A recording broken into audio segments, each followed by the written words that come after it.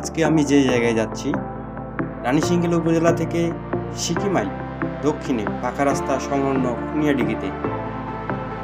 আজকে আপনাদেরকে দেখাবো সেই ঐতিহাসিক দিঘি।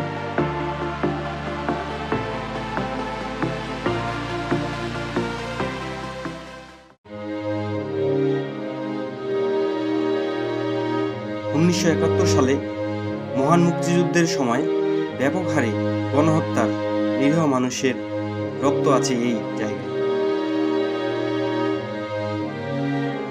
1000 জনের অধিক মানুষের দেহ শায়িত আছে এই জায়গায়।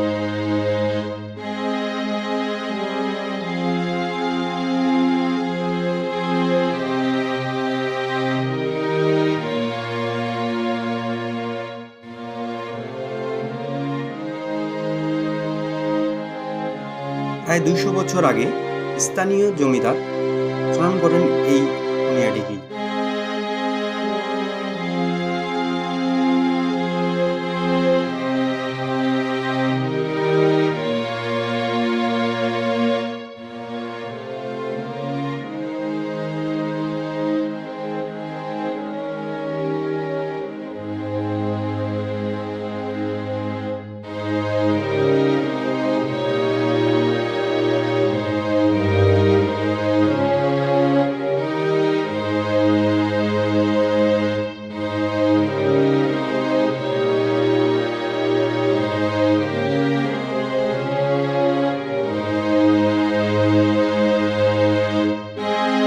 এই এলাকার ব্যবসায়ীরা দিঘির পাশ দিয়ে ব্যবসা করতে রায়গঞ্জে যেতেন। তখন এক ব্যবসায়ীকে খুন করে দিঘির পাড়ে ফেলে রেখেছিল। তখন থেকে দিঘির নাম হয় খুনিয়াডিগি।